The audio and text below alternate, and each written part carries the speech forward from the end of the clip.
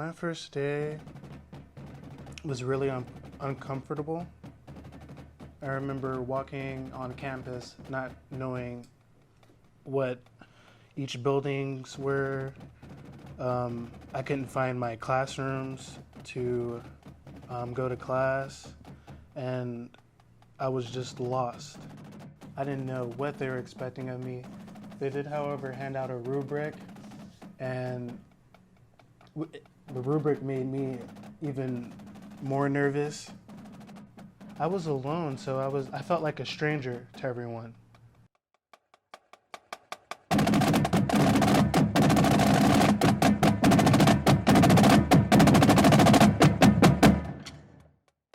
When I first came to the program, I had brought my high school habits with me, and I really was just adjusting to college. I was still very immature, and I just kind of had a I don't care personality. As long as I get my work done, I could do whatever I want. And Ujima, yeah, they motivate you to make good grades and everything, but they also motivate you to be like a better person. And it's actually hard work to get that hoodie. And Miss Lopez, she didn't want me to think that just because I was getting good grades that I could act however I wanted to. To make a good example, she took the hoodie from me. I was living out of my car.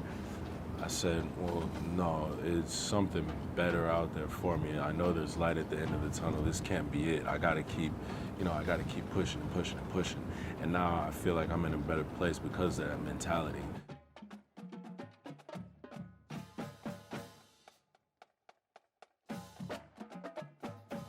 I live with my grandparents, and they're really religious. And, I grew up that way. I still identify as Christian, but they were raised in a different time as well. So they weren't open to other sexualities, other genders outside of the normal gender roles. I knew it wasn't safe to come out to them because my aunt had been outed, and my grandma cut off all contact, and I didn't want that. I didn't want to lose the relationship that I had with her because I had more of a relationship with her than I did my mother, and I didn't want to lose that, but at the same time, I didn't want to lose myself. And I was like, I always looked out for other people before myself my entire life. And I was like, if I keep doing that in this way, I'm not going to live past 18. I knew I had to move out of the house. The literature and the assignments and the conversations that were brought forth in high school weren't relevant to me or like people who looked like me.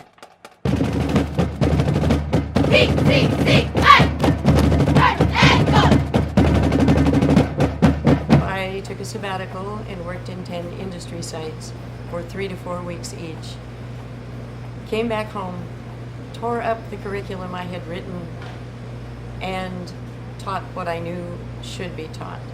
The AmGen program is the most significant experience to me as an intern at Pasadena Bioscience Collaborative because high school students their interest in science is being increased by performing the experiment with scientists over here. When I was in high school in Ghana, we barely had a lab. Lab equipment is very expensive. We couldn't really perform the experience, so most people who had an interest in science branched out into other areas. That is one thing I'd like to do when I visit Ghana next year, is to do a similar program like the AmGen program with high school students in Ghana. What do I have in my hand? We can bet on that. Nothing. Every damn time. If I have one object in my pocket though, now there's a 50-50 chance when I pull my hand out, nothing or something. A second object, now it's 33, right? It's all of a sudden, I'm decreasing the probability. The more stuff I put in my pocket, the less predictable it is. The same is true of the universe. Well, I used to hate, the type of class that you have to do, like, hands-on learning, and there's, like, pretty much, like, hardly any guideline of what you have to do. But now I'm starting to like these type of class. It really teaches me, like, I have to learn by myself and find things out myself, and You know, like earlier he mentioned, you know, you have to know your level of expertise. Like, let's say, I don't know much about plants or soil, so I had to really go to the library or go online to search, you know, and learn as much about species as I can, and so that when I go to the field, I can just identify more easily. So that's why it really forces me to be more responsible and just know that, you know, if I don't know this, then I have to go and learn.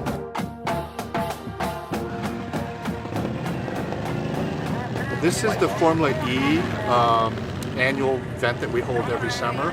It's hosted by the Graduate Industrial Design Department at Art Center College of Design.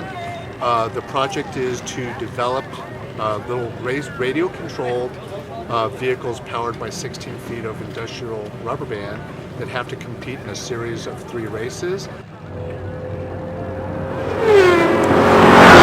Our car was conceived off of something from mid-century and like mid-century furniture, and it's actually evolved 5 times. This is our 5th prototype, essentially, and it's still developing.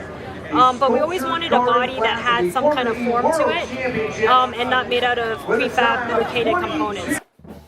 Students are lost sometimes. Like, they come to college, but they're like, what am I going to do in college? Like, they don't see any aspirations for themselves. And I mean, I think he's a good example because he's been in our shoes.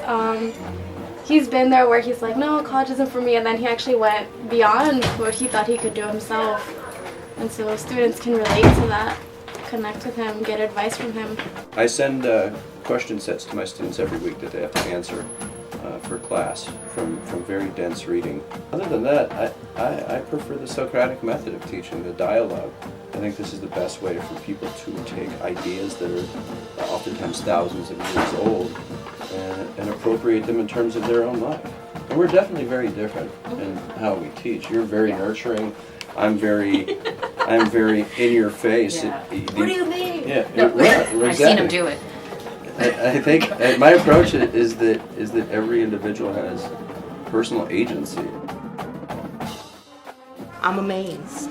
I'm really in awe of how this class has helped me to really understand math. What kind of math do we want students who are not going to be STEM majors? They're not math, science, technology, engineering majors. They're going to be, you know, maybe business majors or criminal justice majors or English majors or history majors, or maybe they're just going to get a certificate and enter the workforce. What kind of math do we want real people to know? Knowing how to get the answer is so important. How can we take the tiles and translate it into algebra notation? And so trying to bridge that gap for them. I'm thankful for this. You know, they learn better when they help each other, when they can explain things to each other. So we do tons of group work in this class. The cards are different parts of the whole equation of the line, and we all represent an individual part of it by holding the card, and we come together in a very unorganized fashion, and then graph it for everyone to see. This is Antonio Carlos Jobim's Waters of March.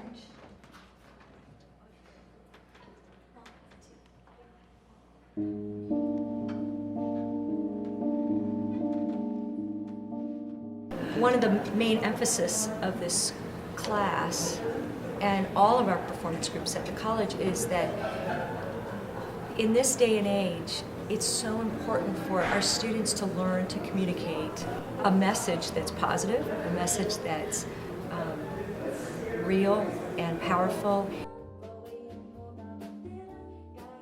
Okay, I just really feel like the professors, especially in the music department, like Mary Durst and Mr. Matthews and Dr. Gates, Dr. Young, Dan Cole, Miss Wilkerson, they're all really enthusiastic about sharing the knowledge that they know and are genuinely caring about progressing the growth of each student. I also feel like they're not only our mentors musically, but also our life coaches.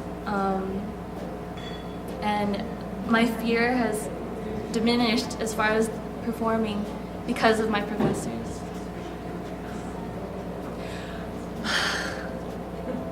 Well said.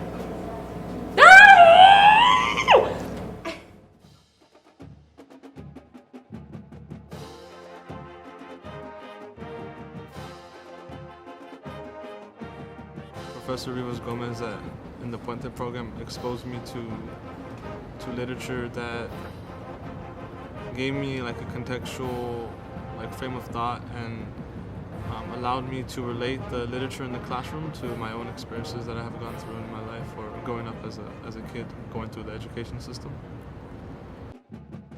I was able to get on my feet here at PCC, get out of that hardship situation. I had a good group of vets and I had a good support system in Miss Patty DeOrange Martin, Carol Calandra, and everyone a part of the veterans community to help me. But, we also have a veterans club as well on campus, which I am now the president of. They're also another form of social support, a huge advocate for veterans. I knew I had to move out of the house, and that would make it safer for me to be truthful because I didn't have to worry about being kicked out or being sent somewhere. So when I came here, and I met Pinella, and he made it very clear that he was okay to reach out to, and he reached out to me. He'd check in with me. Hey, how are things at home? How are things at school? How are you doing? How's your friendships? How's your relationships? And that made me feel really comfortable. It's like, oh, hey, he's actually interested in my life, not just my grades in his class, not just graduating. He's interested in my well-being, and that's what made that connection a lot better than with other professors or faculty of any sort my entire life. The hoodie symbolized you being dedicated to the program, and only a select few got the hoodie at first. So if you got the hoodie, it meant that you were a dedicated student in Ujima, and it meant that you were doing good in the program. Eventually, I gave up a lot of my bad habits and made a lot of big changes in my life. And I know Ms. Lopez saw that in me. And she knew it was sincere, so that's why she put me back in the program. I don't feel alone anymore because I've made friends that care about me and make me feel confident.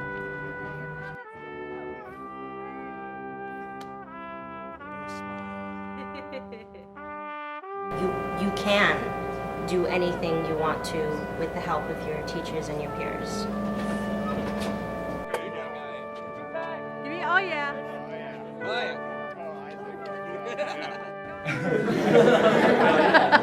Pretty awesome.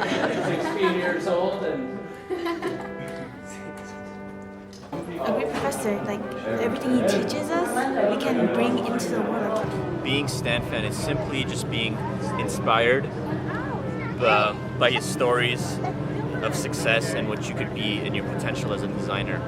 Wendy and Bruce foster this incredible environment that is very supportive.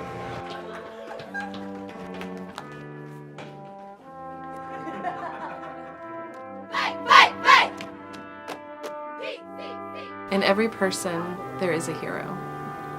There's a hero in every one of us. There's a hero in every one of us. There's a hero in every one of us. In every one of us, there is a hero. There's a hero in every one of us. There's a hero in every one of us. There's a hero in every one of us. There's a hero in every one of us. There's a hero in every one of us. For 90 years at Pasadena City College, there's been a hero in every one of us.